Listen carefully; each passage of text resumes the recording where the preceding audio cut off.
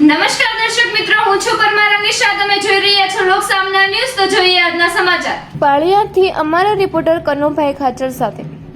આજ રોજ પાળિયાદ મહાજન પાંજરાપોર અને ગૌશાળા ટ્રસ્ટના પ્રમુખ શ્રી ચોટાલાલ પ્રેમચંદભાઈ ગોપાણીની પ્રથમ માસિક પુણ્યતિથિ નિમિત્તે પાંજરાપોરના પાટંગણામાં બટુક ભોજનનું આયોજન કરવામાં આવ્યું હતું. આજના બટુક ભોજન પ્રસંગે બાબરકોટ સ્કૂલના 350 બાળકો તથા પાળિયાદ દરબારગઢ સ્કૂલના 100 બાળકોને રસપુરી તથા ખમણનું ભોજન અર્પણ કરવામાં આવે. સાથે સાથે પાંજરાપોર સમગ્ર સ્ટાફ મેમ્બર્સને પણ પ્રસાદનો લાભ અર્પણ કરવામાં આવેલ હતો.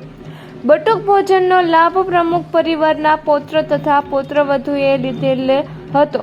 હસ્તે કૃપાલીબેન હિતેશભાઈ ગોપાણી, ઈશાબેન સચિનભાઈ ગોપાણી, કોમલબેન ધવલભાઈ ગોપાણી, નિરાલીબેન મિતુલભાઈ ગોપાણી, રુચિબેન કેવિનભાઈ ગોપાણી, રુચિતાબેન સ્મિતભાઈ ગોપાણી, એસાબેન પ્રતિકભાઈ ગોપાણી, પ્રમુખશ્રીને હાર્દિક શ્રદ્ધાંજલિ. સહપરિવારજનોને ખૂબ ખૂબ અનુમોદના. સંસ્થાના પ્રમુખ શ્રી સ્વર્ગવાસી ચોટાલા પ્રેમચંદ ગોપાણીના હરિયંત સવન થવાથી તેમના પરિવારો એટલે કે તેમના પુત્ર અને પુત્રવધુઓ મારફત આજે માસિક પુણ્યતિથિ નિમિત્તે બટુક ભોજનનો કાર્યક્રમ આયોજન કર્યો છે.